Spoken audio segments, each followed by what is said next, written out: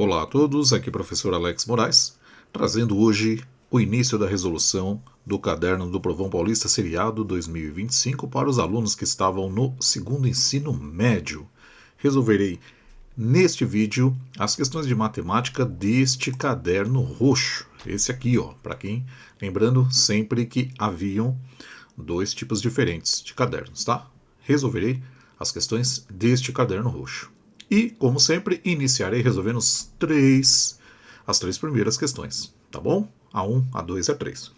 Muito bem, vamos lá, me acompanhe, siga meus bons. Aí está a primeira questão. Em um campeonato de futebol, o vencedor ganha 3 pontos e o perdedor não pontua. Em caso de empate, os dois times ganham 1 ponto. Até aí, tudo normal. Se um time obteve 80 pontos, nunca foi derrotado e empatou 17 partidas, qual é o número de jogos que esse time venceu? E aí você tem as 5 possíveis alternativas. Muito bem, vamos lá. Muito bem, então vamos à resolução. Aqui novamente a questão para irmos nos baseando. E aqui tudo o que precisamos fazer é literalmente aplicar o quê?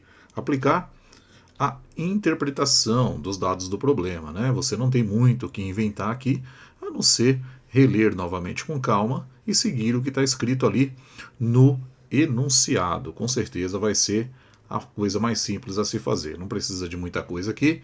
Tudo que a gente precisa lembrar é que o vencedor ganha 3 pontos, né? O perdedor, obviamente, não pontua. E em caso de empate, os dois times ganham 1 ponto, tá? E aí ele fala, se um time teve 80 pontos, nunca foi derrotado e empatou 17 partidas, qual é o número de jogos que esse time venceu? A pergunta é essa, tá bem? Então aqui tem muitas formas de resolver, né? Na verdade tem a forma direta, né? Se você quiser não inventar muito e tudo mais, mas para fins didáticos eu vou montar aqui, não seria necessário na prática, mas eu vou montar aqui uma equaçãozinha, tá? Quem é essa equaçãozinha? Essa equaçãozinha vai me dar a pontuação em função desses 3 dados, né? Vou chamar a pontuação de P, né? A pontuação final desse time, e isso vai ser dado pelo quê? Pelo número de vitórias, que eu vou chamar de V, mais o número de empates que esse time teve, mais o número de derrotas. Essa vai ser minha pontuação final. Ou seja, tudo isso no final vai ter que ser igual a 80 pontos, né? Porque foi o que esse time conseguiu aí no final do campeonato. Tá legal? Então repare de novo, né? Essa é uma equaçãozinha simples que diz que o número, né, a pontuação final é dada pelo número de vitórias, o número de empates e o número de derrotas. Concorda? E agora você tem que lembrar que cada vitória te dava 3 pontos. Então é vezes 3 aqui. Cada empate te dava 1 ponto. Então é 1 ponto aqui. E cada derrota não pontuava. Então é equivalente a 0 aqui. Vezes, né? Tudo vezes. Prontinho, uma equação relativamente simples. E agora eu aplico os dados, né? Não teve derrota, né? Foram 0 derrotas, então isso aqui é 0, né? Já seria 0 de qualquer jeito, mas não teve, então isso aqui é 0. Ele teve 17 empates, e aí eu quero saber o número de vitórias, ou seja, em outras palavras, né? Só preciso pegar esse pedaço aqui, 3 vezes o número de vitórias, que eu ainda não sei quanto é, mais uma vez o número de empates, que foram 17, isso tem que dar 80, né? Porque ali as derrotas são 0. Eu nem coloco aqui. Você até pode colocar, né? Colocar 0 aqui, mas não faz diferença nenhuma, tá? Aí você tem uma equaçãozinha simples em termos de V, né? Que é o que eu quero descobrir. 3 vezes V, mais uma vez 17, 17, né? Fazendo passo a passo, nem precisaria. Na prática você já iria lá e já resolveria do modo mais rápido possível. Mas aqui, só para deixar didático, eu estou fazendo passo a passo. Pega esse 17, joga para o outro lado. Se ele é mais, ele vai como menos. Então fica 80 menos 17, sem segredo. Faça a conta com amor. 3 vezes V, isso vai ser igual a 63. Em outras palavras, o V vai ser igual a 63 dividido, né? O 3 está multiplicando, passa dividindo por 3, e aí você tem o resultado, 21 vitórias Prontinho, tá? Eu resolvi através do sistema, na prática você nem precisaria, né? Era só você ver que não teria nenhuma derrota, o número de empates foi 17, então de 80 você já tira 17, o que sobrar você dividiria por 3, tá bom? Mas aí, feito na forma de equação, volta lá na sua questão e assinala o item D, 21, resolvida a primeira questão simples, fácil, direto. Vamos à próxima. Questão 2. Um projeto para a captação de água da chuva prevê que a água coletada fique armazenada em um reservatório construído a partir de cisternas empilháveis. A primeira cisterna tem capacidade para 1.000 litros e cada cisterna adicional tem capacidade de 250 litros a mais do que a cisterna anterior. Qual é a capacidade total em litros de um reservatório construído com 10 cisternas? E aí você tem novamente as 5 possíveis alternativas. Pronto, está aí a questão novamente. E o método de resolução aqui é simples e não tão óbvio, mas simplesmente identificar que estamos trabalhando o conceito de progressão aritmética, aquela sequência especial onde cada termo é acrescido de uma razão, cada termo subsequente é acrescido de uma razão constante, tá? Então, como é que eu identifico isso aqui no meu texto? Ele fala, né, ele deixa ali claro que se você tem no início uma cisterna tem 1.000 litros, né, a primeira cisterna, e as outras que eu vou adicionar possuem capacidade de 250 litros a mais do que a cisterna anterior. Então veja, você está somando, né, na sequência valores cada vez maiores, só que valores que têm uma razão fixa de quantidade a mais. Nesse caso aqui, de uma cisterna para outra aumenta 250 litros. Basicamente era isso que você tinha que ver. E a pergunta é, qual é a capacidade total de 10 cisternas dadas nessas condições? Então, esse é um problema onde você pode resolver com certeza através do conceito de progressão aritmética, tá? Para quem não lembra, a progressão aritmética é aquela sequência formada, né, por N termos, né? Então, geralmente, quando você estuda, você tem lá o primeiro termo que a gente chama de A1, o segundo termo a gente chama de A2, o terceiro termo a gente chama de A3, e assim sucessivamente, até o termo que você, né, se ela for uma PA finita, até o termo que você quiser, que nós chamamos o último, o termo de AN, tá? E qual é a característica, né? Que de um termo para o outro, você soma um certo número, né, que a gente chama de razão. Então você soma aqui, aí você soma desse para cá, mais um R aqui, e você vai fazendo essa soma até o último termo, né? Essa razão é esse número constante que cresce a cada passo que você dá. Perfeito? E para o cálculo de um desses termos, lembrando, a gente tem um termo geral, né? Então, qual é o AN, né? O N maior que 1 que eu quero. Vai ser o primeiro termo, essa aqui já é a formulinha que eu vou utilizar, mais o número de termos menos 1, porque já tem o primeiro ali, né? Multiplicado por essa razão. Essa é a fórmula clássica do termo geral da PA, tá bem? Então aqui, com esta fórmula, eu consigo calcular qualquer termo da PA. A2, A7, A15, o termo que eu quiser, eu calculo utilizando essa formulinha. Legal? Muito bem. Só que, repare, aqui eu quero o quê?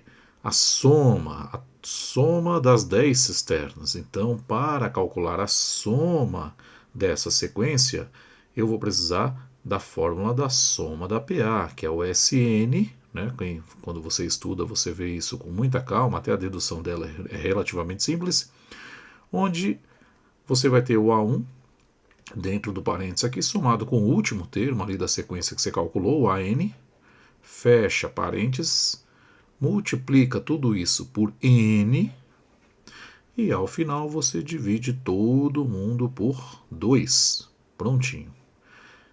Aqui está tudo que eu vou precisar para realizar o cálculo deste exercício, né? Identificar que essa questão se trata de uma PA, que a PA tem essa característica, né, de que de um termo para o outro eu somo um certo número, que a gente chama de razão, que ele é constante, e que para calcular qualquer termo da PA eu uso a fórmula aqui do termo geral, essa fórmula de cima aqui, e se eu quiser calcular a soma de todos esses termos que eu já calculei ali no item anterior, você simplesmente utiliza a fórmula da soma da PA.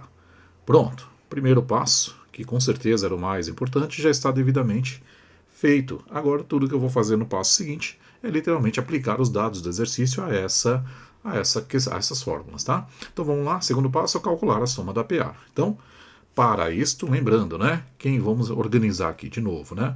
Primeiro eu tenho que AN, termo geral, AN é igual a 1 mais N-1, N-1, N-1, vezes a razão, certo? Vamos identificar quem é quem aqui para ficar mais fácil.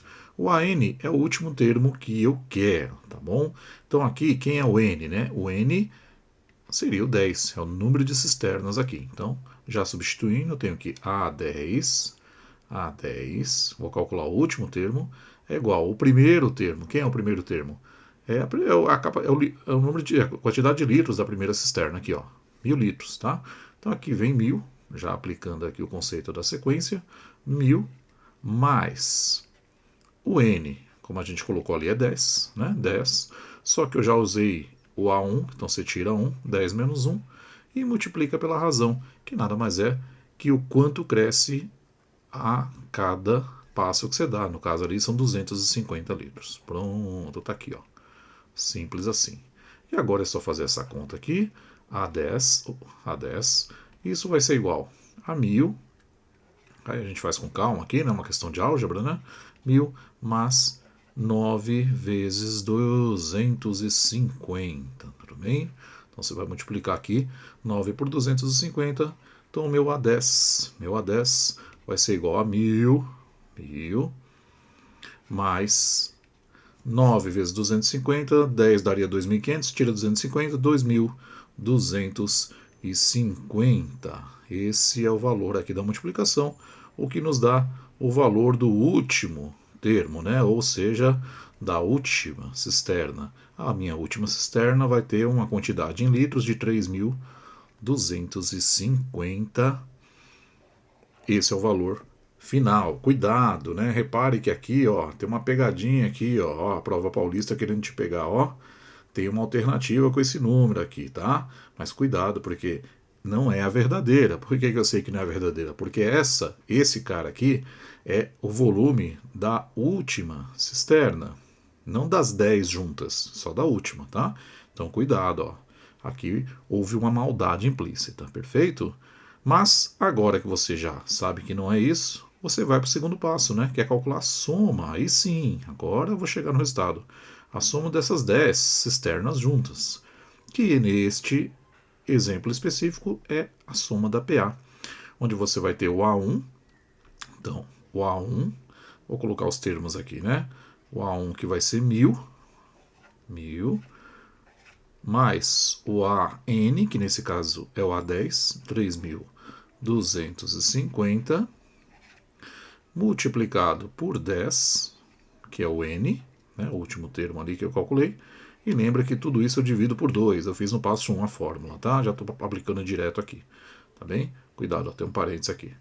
Pronto, e aí você continua a conta, né? Faz com calma agora, o mais difícil você já fez, que foi identificar, S10 vai ser igual, aqui dentro vai dar 4.250, tudo isso você vai multiplicar por 10 e depois dividir por 2. Ou, se você preferir, divide por 2 primeiro, depois multiplica por 10, tanto faz, né?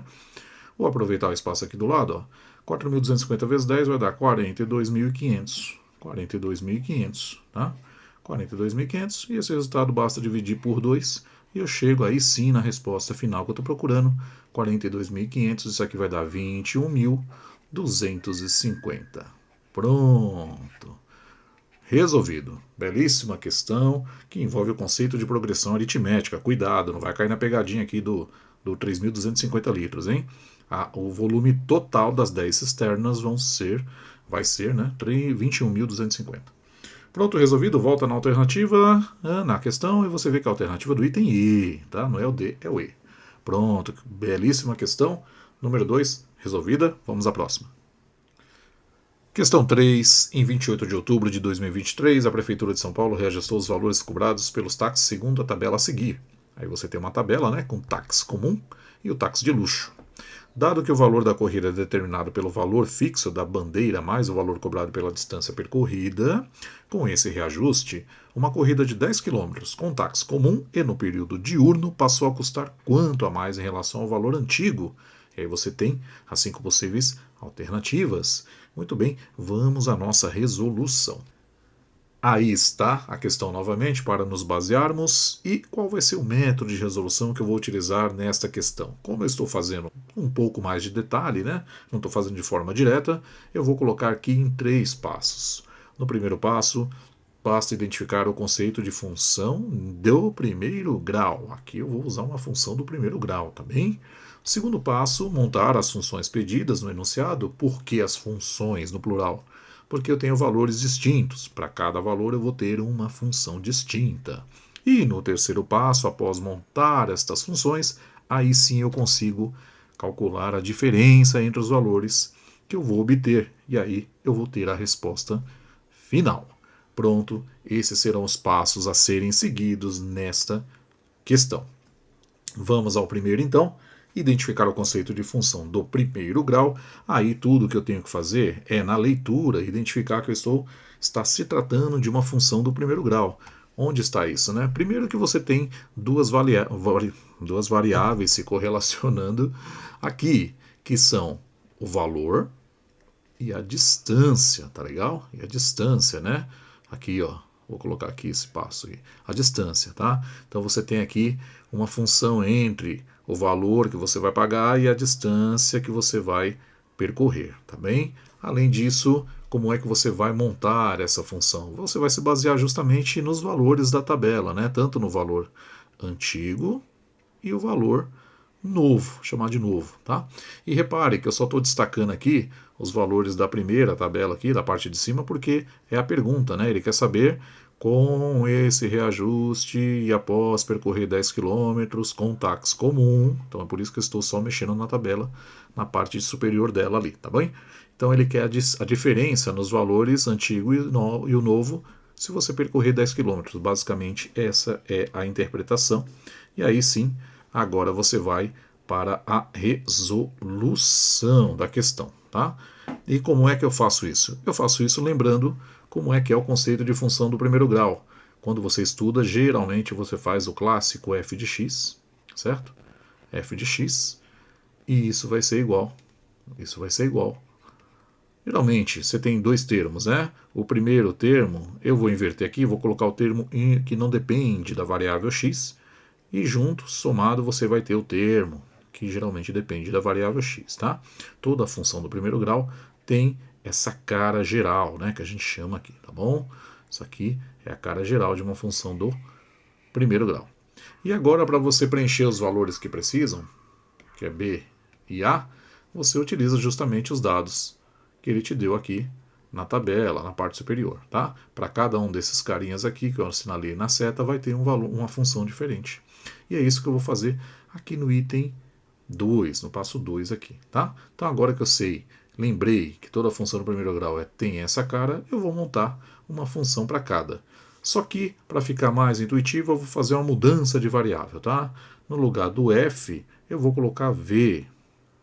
E eu vou chamar de v azinho. Por que o azinho? É o v antigo, tudo bem? E ele vai ser em função do quê? Da distância, né? Então no lugar do x eu coloco o d aqui. Não precisaria fazer isso na prática, você poderia fazer direto, mas como eu estou tentando ser um pouquinho aqui didático, eu estou fazendo desse jeito, tá bem? Então essa minha função é o valor antigo em função da distância. E quais são os termos, né? Quem é o b, quem é o a? O b é a parte fixa da corrida. Nesse caso aqui era 5,50. Então, é o termo que não depende, né, do quanto você anda. Se você entrar no táxi, né, se você entrasse naquela época no táxi, você já pagaria 5,50 só de estar lá dentro, tá? E agora vem o termo variável, que depende da distância, né? Então, se o termo que varia depende da distância, esse termo que está aqui, ó, é o 4, tá? Então você faria aqui 4, pô, aqui a vírgula, né, só para ficar condizente, vezes a distância. Essa é a sua primeira função, né? A função que descreve o valor antigo, tá aí, tá bom? Simples assim, Fazendo a mesma coisa para o valor novo, né? Então eu vou chamar de Vn, que também depende de d, vai depender da distância que você vai percorrer, do mesmo jeito. E aqui novamente é o mesmo princípio, né? O b, que é o valor constante sem depender de x, é o cara que você paga só de entrar no táxi aqui, ó. É o termo fixo, né? São R$6. Passou de 5,50 para R$6, tá? E o termo variável é o quanto você anda, que está aqui do lado, ó. 4,50, ou 4,25, tá? 4,25.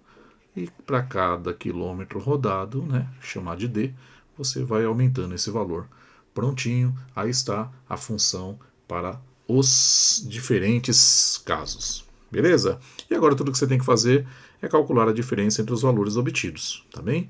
Então, eu vou fazer isso, né? Vou fazer aqui vou pegar as mesmas, deixa eu apagar esse ponto aqui, vou pegar as mesmas funções que estão ali em cima, obviamente, e vou aplicar para cada caso os valores, tá?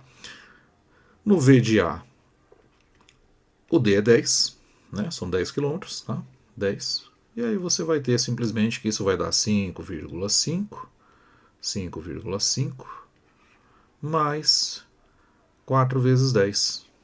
De novo, eu estou fazendo passo a passo, mas na prova, se você já identificou que essa é a situação, você já faria de um modo mais direto, mas né, você tem um tempo lá contra você, tá? Aqui eu estou de novo fazendo com calma para tentar deixar um pouquinho mais didático. Mais 4 vezes 10, isso dá 40. Então você descobriu facilmente que no caso antigo, se você percorresse 10 km, você iria pagar R$ 45,50, né? Esse era o valor que você pagaria. Agora, no valor novo, percorrendo os mesmos 10 km, quanto vai ser? Aí você pega a segunda função que você montou. Você vai pagar R$6 só por entrar no táxi e mais R$4,25, 25 centavos, vezes a distância que você percorreu, que também foi, nesse caso, 10 km. Pronto. E aí, novamente, né, faz a multiplicação primeiro, né, lembra lá do fundo de 2, primeiro multiplica, depois soma, então aqui vai dar 42,5, né, 42,5. E se você fizer essa soma, isso vai dar R$ 48,50, tá bem? Prontinho aqui, ó, 50 centavos. Então aí está o valor antigo e o valor novo que você vai pagar. E a resposta é a diferença entre os dois. Então, sem enrolação, já vou fazer aqui, ó. Coloco o valor maior em cima. Nem precisaria, né? Dá para fazer de cabeça, mas de novo, né? Para ser didático, 45,50 embaixo. E aí, sem muito esforço, você descobre que aqui dá zero, vírgula embaixo de vírgula, 5 para 8, 3, e aqui 4 por 4 dá zero. Ou seja, esse é o resultado. Essa é a diferença que você vai pagar entre o valor antigo e o valor novo para a mesma distância. Prontinho, resolvido? Volta lá na sua questão e assina lá a alternativa E. Pronto, respondido. Questão 3 devidamente resolvida. Novamente o convite, professor Alex Moraes, página no Instagram, para você que quer lá acompanhar, tem questões de vestibulares, concursos e etc. Para aqueles que estão vendo o vídeo fora do YouTube, também tem o projeto Matemática e Física lá no YouTube, tá bom? Também todas as questões devidamente resolvidas. Se puder dar essa força, valeu, forte abraço e até o próximo vídeo.